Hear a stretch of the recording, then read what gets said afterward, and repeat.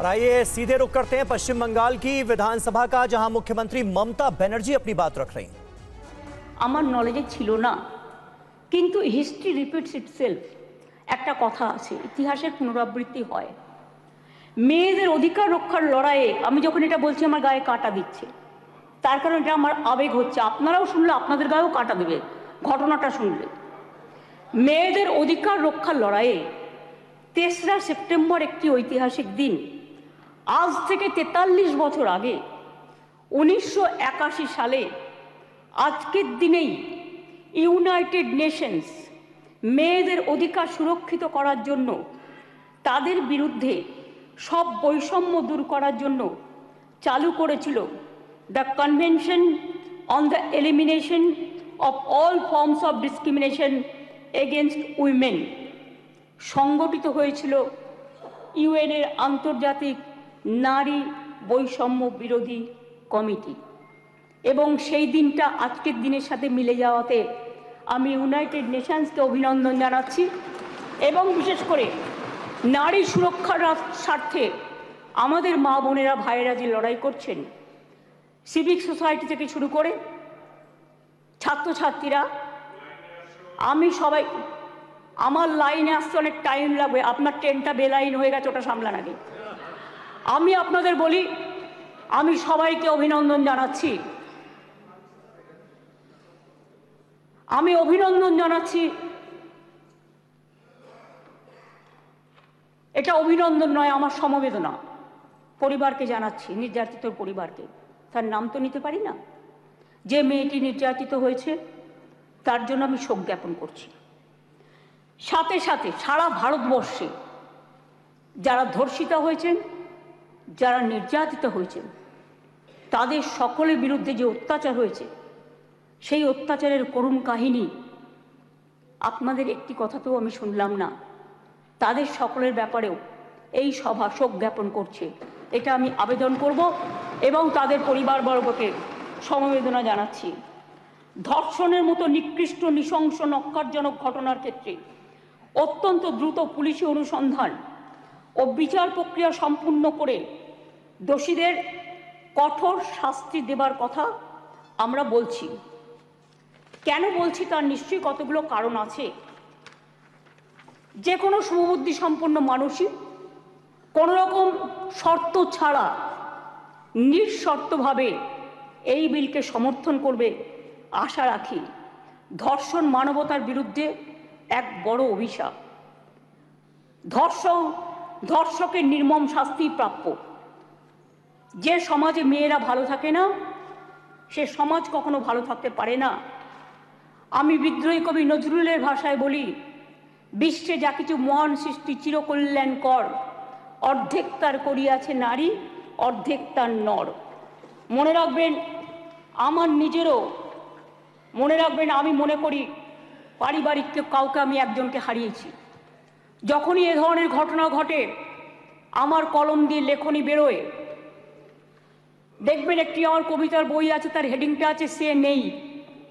দিল্লিতে যখন অভয়াকাণ্ড হয়েছিল, তার নামেই আমি ওই বইটি অর্পণ করেছিলাম। যতদিন এই তদন্তভার কলকাতা পুলিশের হাতে ছিল, মেয়েটি মারা গেছে 9 তারিখে, 9 আগস্ট। আমি সেদিন ঝাড়গ্রামে ছিলাম। তার ডেড বডি দাহ হয়েছিল রাত্রি 2:02 এরকম টেন্টেটিভলি নাগাদ, অর্থাৎ 3 তারিখ, এই 10 তারিখ। 12 তারিখে আমি নির্যাতিতার বাড়িতে গিয়েছিলাম। এবং যেদিন মারা যায় সেদিনও আমি ফোনে তার সাথে, তার বাবা মার সাথে কথা বলেছিলাম। আমাকে সিপি স্পটে ছিল, ধরিয়ে দিয়েছিলেন। আমি যখন গিয়েছিলাম নির্যাতিতর বাড়ি, তার আগে যিনি তদন্ত করছিলেন সেই অফিসারকে total audio, video, CCTV footage সব কিছু দিয়ে তার বাবা মার কাছে পাঠানো হয়েছিল, যাতে তারা সবটা জানতে পারেন, বাইরে প্রচার না করে। আমি যখন তার পরিবারের সাথে কথা বলি, তাদের আমি পরিষ্কার বলে এসেছিলাম, আজকে মঙ্গলবার, এই আজকে সোমবার, সম্ভবত আমি সোমবারই গিয়েছিলাম, সোমবার, যে আপনারা আমাকে রবিবার পর্যন্ত সময় দিন। যদি আমরা টোটাল তদন্ত করে সবাইকে অ্যারেস্ট করতে না পারি, যারাই যুক্ত, তাহলে আমি নিজে আগামী সোমবার রবিবার পর্যন্ত দেখে আমি সিবিআইয়ের হাতে কেস তুলে দেবো। আমি নিজে গিয়ে বলে এসেছিলাম, তারা বলেছিলেন ঠিক আছে। আপনারা মনে রাখবেন, দ্রুত দোষীদের খুঁজে বার করার জন্য পুলিশ 12 ঘন্টা টাইম নিয়েছিল যে মেন অ্যাকিউজটাকে অ্যারেস্ট করবার জন্য, এবং 164 জনের একটা সাইবার ক্রাইম টিম তৈরি করা হয়েছিল সমস্তটা খতিয়ে দেখার জন্য। আমরা পুলিশকে বলেছিলাম ফাস্ট ট্র্যাক আদালতে গিয়ে ফাঁসির আবেদন জানাতে, এবং সময়ও বেঁধে দিয়েছিলাম, কিন্তু মঙ্গলবার দিন সিবিআই হয়ে যায় কোর্টের অর্ডারে। ঠিক আছে, আমার কোনো তাতে প্রবলেম নেই, আমাদের কারোরই থাকার কথা নয়। আমরাও এখন we want justice from CBI. বিচার চাই, তো বিচারের শাস্তি দিক সিবিআই, ফাঁসি দিক সিবিআই, এটা আমরা চাই।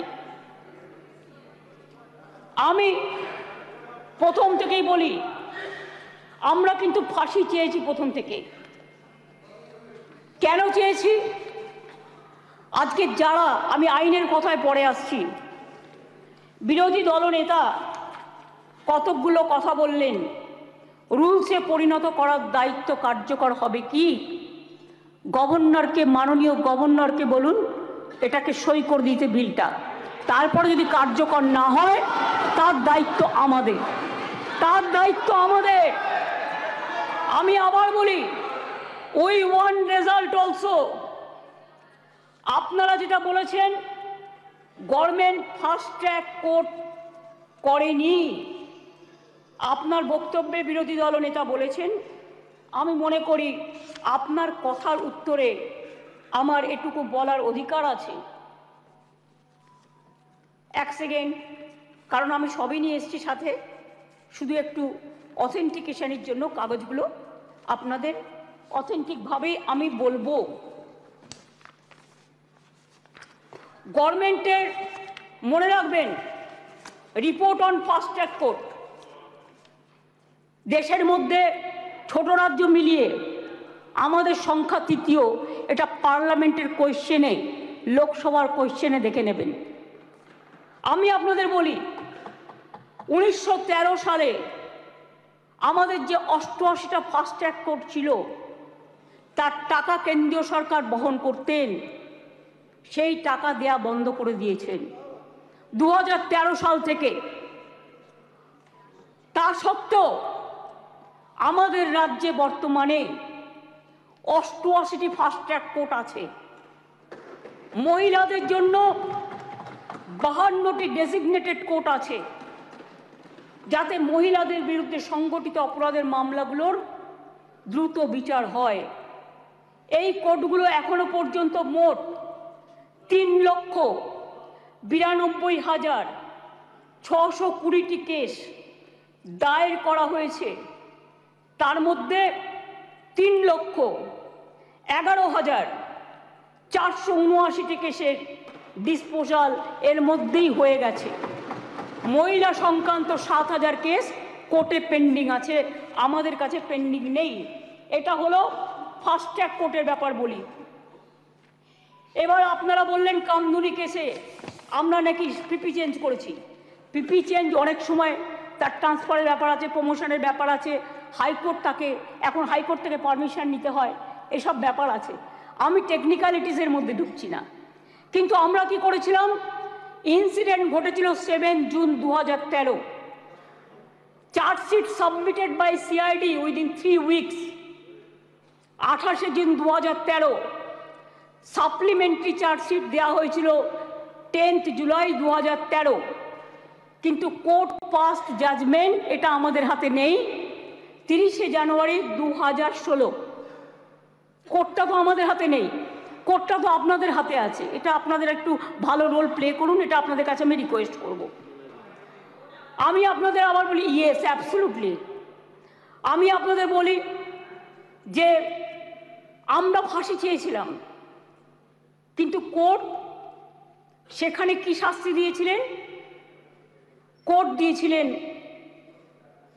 3 were charged আমরা trial court past judgement on 30 January 2016 where out of 8 living accused, 1 accused expired during trial.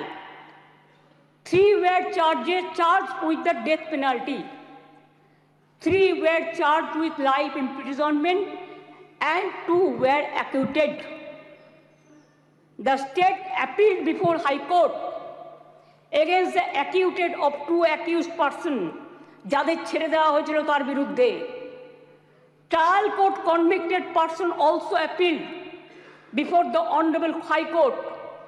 High Court passed judgment 6 October 2023 তাতে তারা শাস্তির ডেথ পানিশমেন্ট দেওয়ার বদলে দুজনকে দিয়েছিলেন লাইফ কনভিকশন, একজনকে ছেড়ে দিয়েছিলেন, 3 জনকে 7 ইয়ার্স পানিশমেন্ট দিয়েছিলেন, আর অ্যাকিউটেড 2 জন ছিলেন তার বিরুদ্ধে আমরা এসএলপি সুপ্রিম কোর্টে ফাইল করেছি এবং 9 অক্টোবর 2023 এটা এখন পেন্ডিং আছে সুপ্রিম কোর্টে। এটা আপনি আমাকে জিজ্ঞেস করেছিলেন রিগার্ডিং ফাস্ট ট্র্যাক কোর্ট এবং কামদুনি। আপনার উত্তরে এগুলো কোশ্চেনের উত্তরে আমি এগুলো জানালাম, কারণ এটা আমার জানানোর অধিকার এবং দায়িত্ব। কারণ আমি মনে করি অপোজিশনেরও একটা দায়বদ্ধতা আছে সরকারকে তার কোশ্চেনের উত্তর দেওয়া। 3, আপনারা অনেক কথা বলতে বলতে হঠাৎ বলে ফেললেন ট্রেনেও রেপ হয়েছে। ট্রেনটা কার দায়িত্বে? রাজ্য সরকারের। ট্রেনের ভেতরটা রক্ষা করার দায়িত্ব আরপিএফ এর। Please realize, railway protection force. এটা রেলকেও দেখতে হবে, ঘটনাগুলো ঠিক নয়। মনে করুন আমি এবার আপনারা কিছু প্রেসিডেন্ট দিয়েছেন, দিতেই পারেন, কিন্তু আমি কোনো কাগজ দিচ্ছি না। তার কারণ খবরে কাগজ দিচ্ছি না, কারণ এগুলো নিজেদের তৈরি করা রিপোর্টও হতে পারে। আমি স্পিকার সাহেবকে বলবো ক্রস চেক করুন all of the fake news, maximum cross check করে আপনি যদি দেখেন correct information, I don't have any problem. কিন্তু যদি দেখেন wrong information, misleading information, disinformation and distorted information and destructive information and provocative information, then speaker has the right to deal ইট।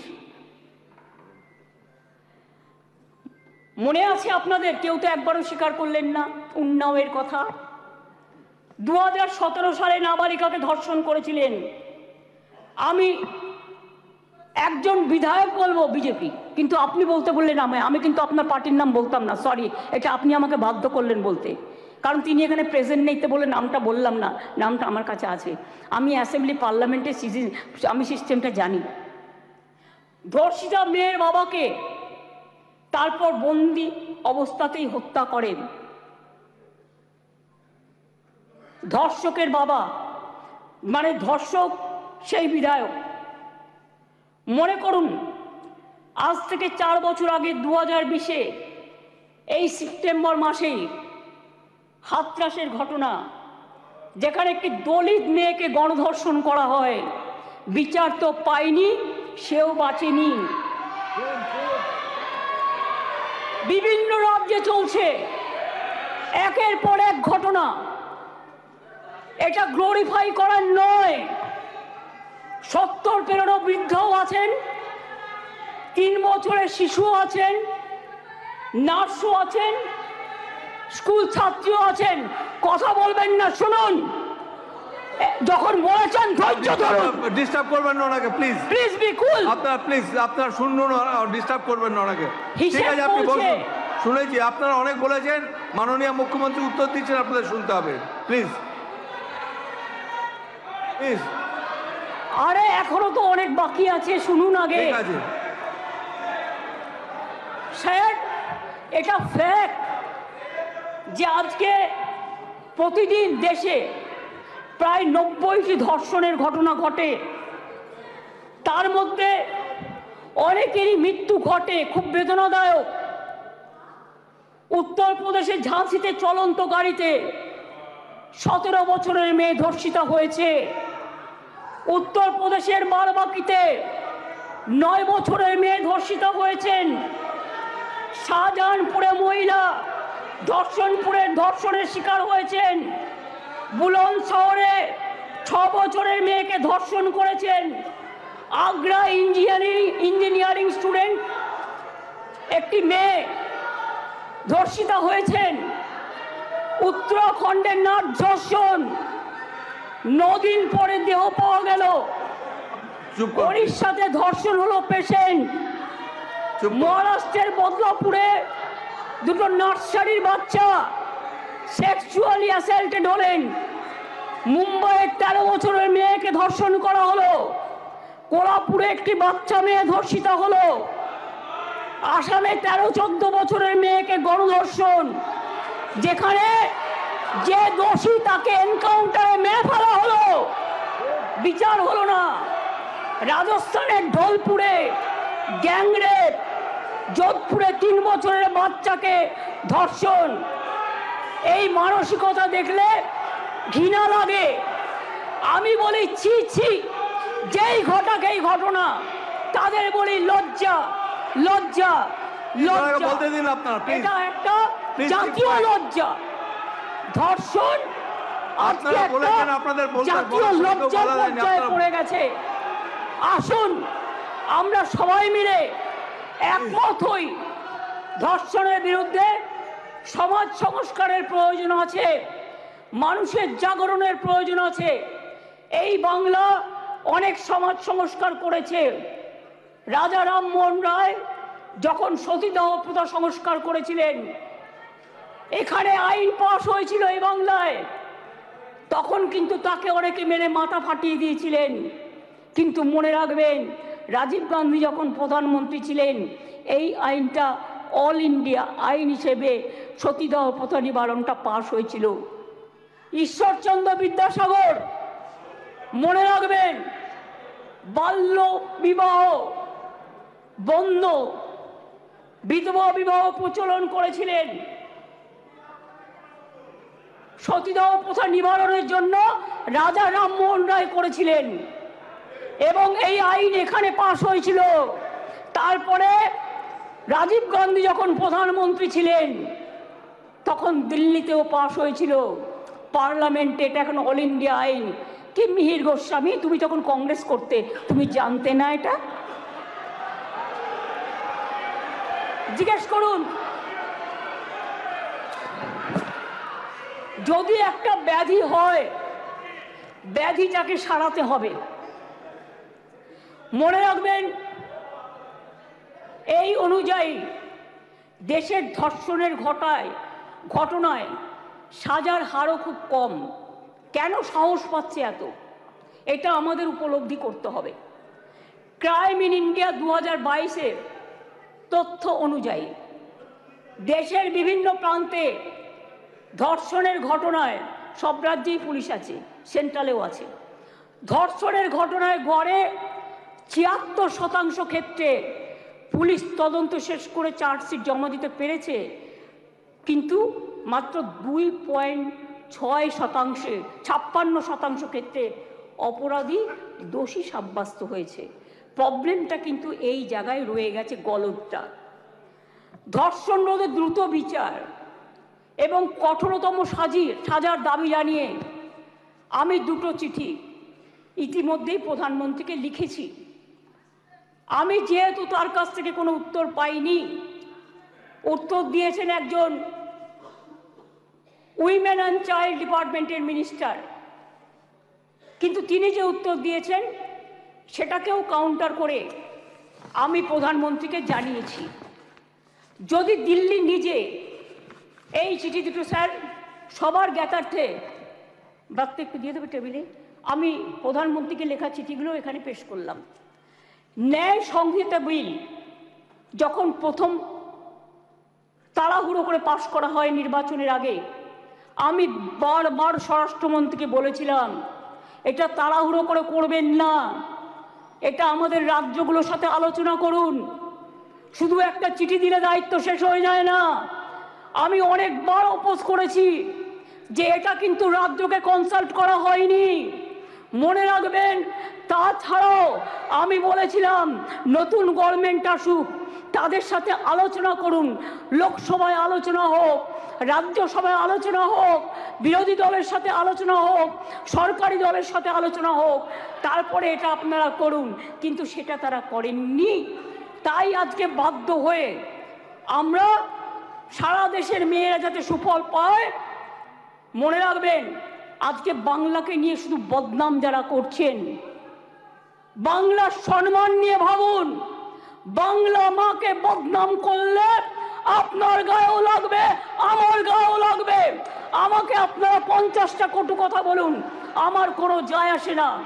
যেভাবে আপনারা আমাকে অসম্মান করেছেন, আপনাদের প্রধানমন্ত্রীকে আমরা সেভাবে অসম্মান করিনি। কখনো ভেবেছেন যে আপনারা যেভাবে আমার বিরুদ্ধে বলছেন, আমাদের দল যদি সেভাবে প্রধানমন্ত্রীর বিরুদ্ধে বলে, স্বরাষ্ট্রমন্ত্রীর বিরুদ্ধে বলে, আপনাদের মুখ্যমন্ত্রীগুলোর বিরুদ্ধে বলে, আপনারা তখন কি দেখবেন? আমি চেয়েছিলাম এই আইনটা কেন্দ্রীয় সরকারই করুক, কিন্তু ওরা আইনটাকে যেখানে যেখানে ফাঁক রেখেছেন আমরা সেখানে ঢুকেছি। তার কারণ মনে রাখবেন, যদি কেউ ধর্ষণ করে 7 মাসের মধ্যে জামিন পেয়ে যায়, আর তাকে ফুল মালা দিয়ে, প্লিজ আমাকে বলতে দাও, তোমরা কথা বললে আমি বলবো না, এবং তাদের যদি ফুল মালা দিয়ে সম্বর্ধনা দেওয়া হয়, তাহলে এটা এনকারেজমেন্ট হয় না তাদের পানিশমেন্ট হয়? এটা আমাদের উত্তর দিন। আমি তাই আপনাদের কাছ থেকে এর বেশি আমি কিছু প্রত্যাশা করি না।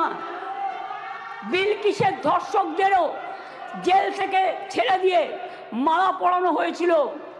যাবজ্জীবন জেলের সাজাপ্রাপ্ত উন্নাওয়ের ধর্ষণকারী, সেখানেও বাবা রাম রহিম থেকে নামটা বাদ, সকলকে প্যারোলে মুক্তি দেওয়া হয়েছে।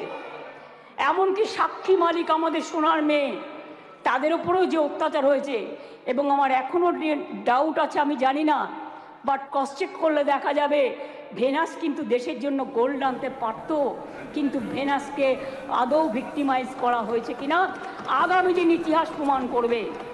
আমি মনে করি নারী সুরক্ষা আমাদের অধিকার।